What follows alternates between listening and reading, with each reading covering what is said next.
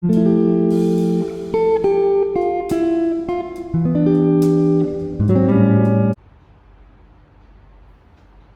दोस्तों, I am Dr. Sanjeev Gupta. As you know, I have started my series on the corporate frauds. In my earlier videos, I have covered number of topics related to the corporate frauds. In this video, I am going to cover the regulatory provisions and the regulatory authorities which are working for prevention and detection of the corporate frauds in India.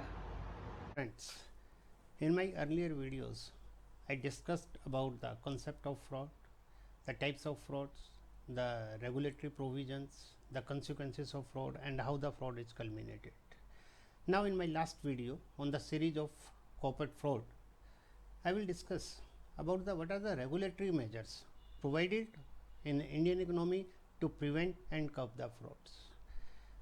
The Companies Act mainly deals with the regulation of affairs of a company.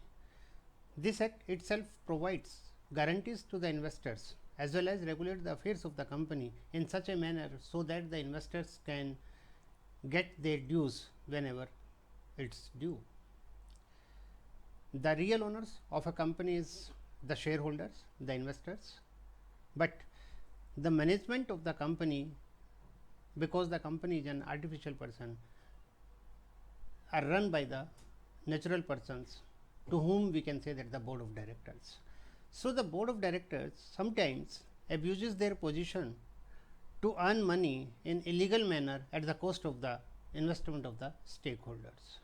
So, the government has provided so many agencies to prevent and curb. Although the Indian legal system or the regulatory mechanism is well designed and quite comprehensive, but still inefficient in implementation of the regulatory mechanism as well as the legal mechanism due to certain reasons. So, first I will discuss what are the regulatory authorities which are working for the regulation as well as for the prevention and curbing of the corporate frauds, and after discussing these authorities, I will discuss the major authorities and particularly the Serious Fraud Investigation Office, that is known as the SFIO. Before discussing about the regulatory mechanism, I will discuss about what are the major legislations that are established or became into force due to prevention and curbing of the corporate frauds, because each and every authority is functioning under a different statute. The major acts, I have divided the legislations into the two types of acts, that is major acts and the incidental acts. What are the major acts or the major legislations? That is the Companies Act, the Foreign Exchange Management Act, the Securities and Exchange Board of India Act, the Benami Transaction Prohibition Act, the Indian Penal Code, the Money Laundering Act, the Conservation of Foreign Exchange and Prevention of Smuggling Activities Act. These are the major acts which are regulating the corporate frauds in India. What are the other incidental acts? These are the Income Tax Act, the Information Technology Act, the Competition Act, the Black Money, Undisclosed Foreign Income and Assets, and Imposition of Tax Act. So, these are the major legislations that are dealing with the corporate frauds in India. Now, after going through the legislations which are meant for the regulating the corporate frauds in India, now we will discuss about the authorities which are established under the different acts. I have divided these type of regulatory authorities under four broad categories, that is Ministry of Corporate Affairs, Ministry of Finance, Ministry of Personal Public Grievances and Pension, and statutory bodies under Parliament enactment. So, under Ministry of Corporate Affairs, the one is the National Company Law Tribunal. Earlier it was the Company Law Board, now it has been replaced by the National Company Law Tribunal. The next authority or another one authority under the Ministry of Corporate Affairs is the Inspection and Investigation Wing of the Ministry of Corporate Affairs. The Registrar of Companies, the Jurisdictional Registrar of Companies, in each and every state there is an office of the Registrar of Companies, and the Serious Fraud Investigation Office, SFIO, that is handling or punishing the peoples who are indulged themselves in the fraud fraudulent activities. Under Ministry of and the special courts are also established under the Ministry of Corporate under the Companies Act to deal with the matters which are particularly related to the regulation of the company. The next ministry, it is the Ministry of Finance. Under Ministry of Finance, number of departments are working like income tax, the Directorate of Revenue Intelligence, the Central Board of Direct Taxes, the Directorate of Enforcement and the Pension Fund Regulation and the Development Authority. The next one ministry is the Ministry of Personnel, Public Grievances and Pensions. Under this, the two organizations are mainly working, that is Central Bureau of Investigation and the Economic Offence Wing. Besides these ministries, the another one is the statutory bodies under Parliament enactment, means these bodies which are constituted by an Act of Parliament. The Reserve Bank of India, the Competition Commission of India, the Insurance Regulatory and Development Authority and the Securities Exchange Board of India. So these are the authorities which are established under the different statutes and who are playing a very good role in the corporate governance and in the prevention and detection of the fraud, as well as to give the punishment to the fraudsters. These are the authorities which are taking actions only after investigation or investigating the matters. But the decision to punish or not to punish, whether it constitutes a fraud or not a fraud, it depends with the courts, that is the district courts, high courts or the Supreme Courts. That is the Indian legal system. So under this chapter or under this video, we will discuss only about the authorities which are working for regulation of the corporate frauds. Friends, under Ministry of Corporate Affairs, three wings are major wings: the National Company Law Tribunal, the Inspection and Investigation Wing under the ministry itself, and Serious Fraud Investigation Office. The National Company Law Tribunal, earlier there was a company law board, but certain powers are used by the company law boards and certain matters were referred to the High Court, certain matters to refer to the BIFR, Board of Industrial and Financial Reconstruction. But after establishment of this National Company Law Tribunal, the powers related to corporate matters which were dealt by the High Court came under the purview of the National Company Law Tribunal. Similarly, the matters related to BIFR now came under the National Company Law Tribunal. So what are the powers of the National Company Law Tribunal? These powers are: the National Company Law Tribunal or the National Company Law Appellate Tribunal is a replacement of the Company Law Board. Earlier the Company Law Board was there, but now the NCLT is working to regulate the affairs of a company. So what are the powers of the NCLT? 1. To deal with matters of operation and mismanagement under Companies Act 2013. To investigate into the company's affairs. Determination of sickness, revival and rehabilitation of sick companies. This power earlier was enjoyed by the BIFR. To assess damages against delinquent directors. To deal with mergers and amalgamations, winding up and restructuring, which was earlier dealt with by the respective high courts. The power to pass direction to companies to change its auditors. In case the NCLT found that the auditors are doing their activities or they are conducting the audits in connivance with or a nexus has been developed between the management and the auditors, then the NCLT has been empowered to pass an order to give a direction to the company to change its auditors. The repayment of deposits accepted by NBFC as provided in section 45 QA of the RBI Act 1934. The next power that is lying with the NCLT is power to punish those who conduct business with an intention to defraud creditors or others. The next one is the powers to review its own orders. If an order is passed and NCLT thinks that it has to be reviewed, then the NCLT can review its own orders. The NCLT enjoys the power of civil court as well as the power to contempt of court and exclusive jurisdictional power, and it has also a delegatory power. So the role of NCLT in curbing or preventing inspecting the corporate frauds in India, it is to investigate into the affairs of the company, to give direction to the company to change its auditors, or power to punish those who conduct business with an intention to defraud creditors, as well as to deal with the mergers and amalgamations, and if the scheme of mergers or amalgamations are found prejudicial to the interest of the stakeholders, then it can refuse or it can disallow the scheme of the merger and amalgamations. The another section is under the Ministry of Corporate Affairs is the inspection and investigation wing.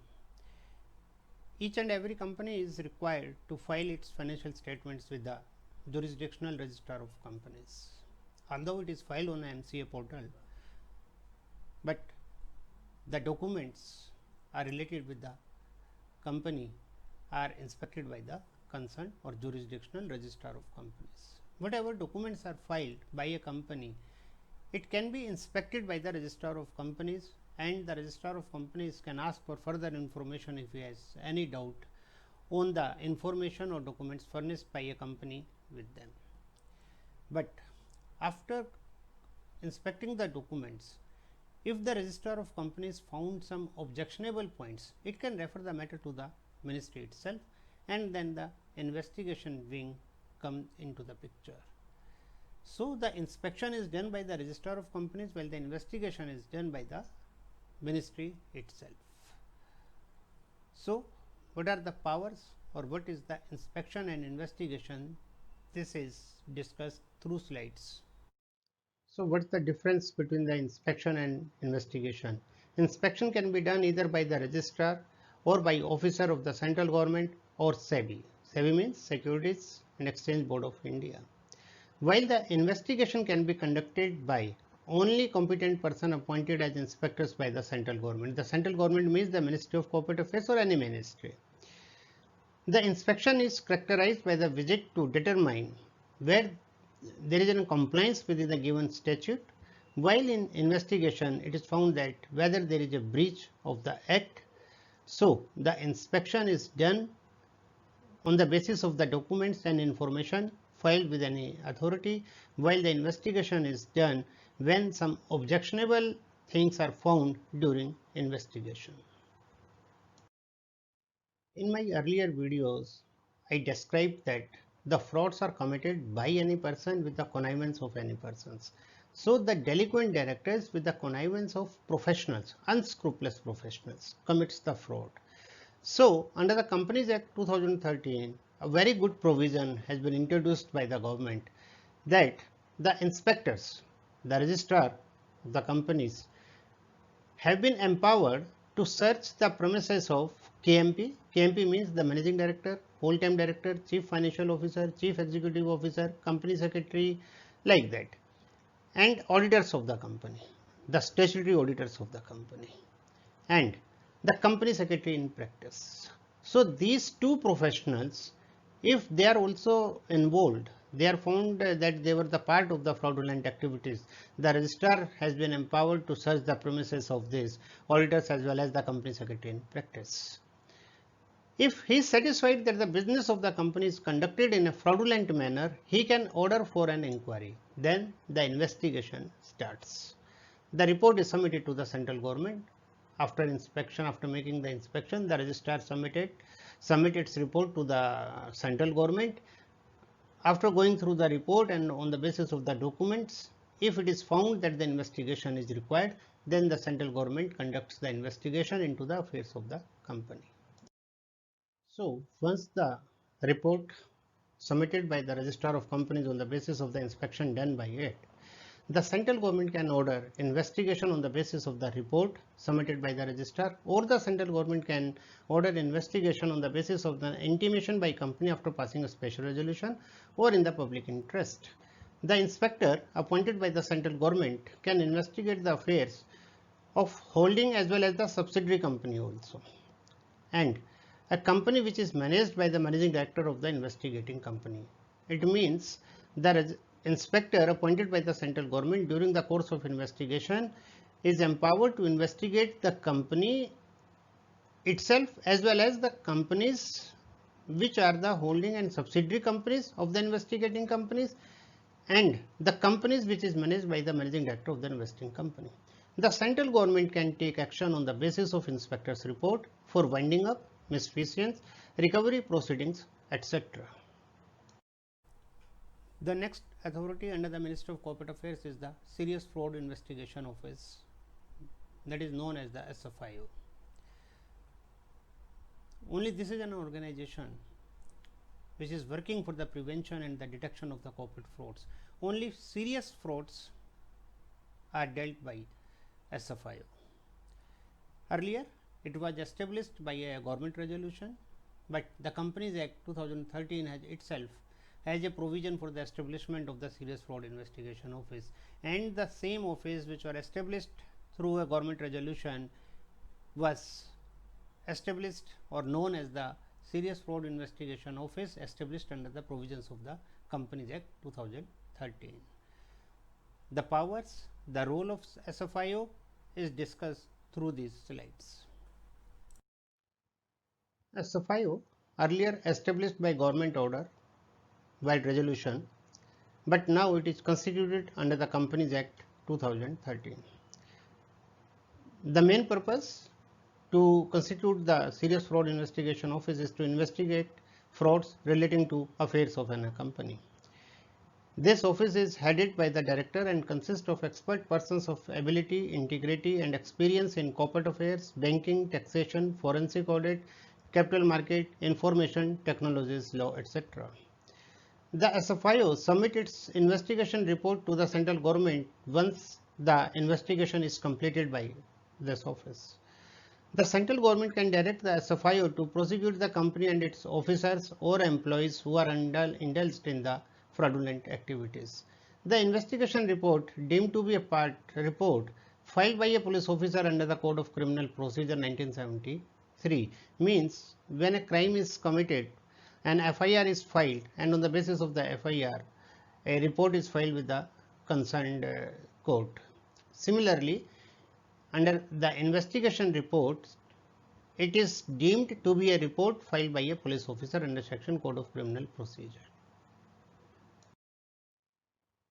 The SFIO can investigate into the affairs of a company only a reference made to it by the central government on the basis of report of the Registrar of Companies or Inspector, request by company through special resolution, or the matters which are of public interest, and request from any department of the central government or state government.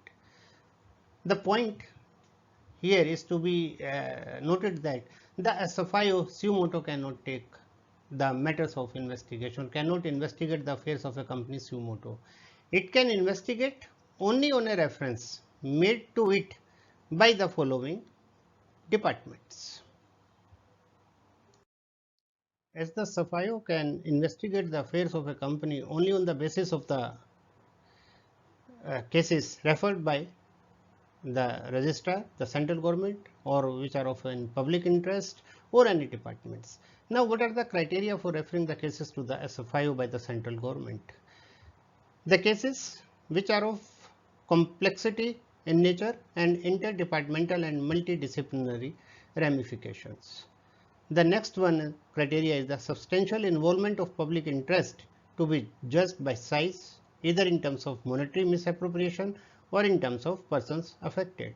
The next one is the possibility of investigation leading to or contributing towards a clear improvement in system, laws and regulations.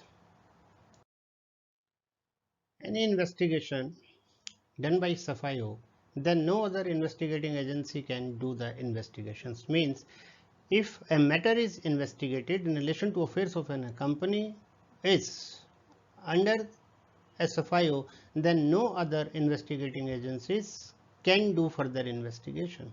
The other agencies, if they have investigated the affairs of the company earlier, then they can transfer the relevant documents or records in respect of such offences under this Act to the SFIO. Further, the directors of SFIO shall appoint an investigating officer who shall be called as an inspector. I have discussed about the regulatory provisions as well as the regulatory provisions. In my earlier videos, I discussed about the consequences, the culmination, the types. Since the fraud has a devastating effect on any economy, so there must be some provisions, there must be some regulatory provisions as well as regulatory authorities which can deal with the prevention and detection of corporate frauds. With due respect of law, number of agencies are working, but these agencies are mainly dealing with the detection of a fraud. So, some policies or some regulations must be there which can prevent or minimize the frauds in the corporate sector. That may be by the prevention policies, propaganda, more and more powerful corporate governance mechanism, etc. So, this is all about the corporate fraud, which I covered in my 11 videos on different topics under the corporate fraud. If you like my video, please share it and subscribe my channel so that it will motivate me to make further videos either on this topic or another topics. Thank you. Namaskar.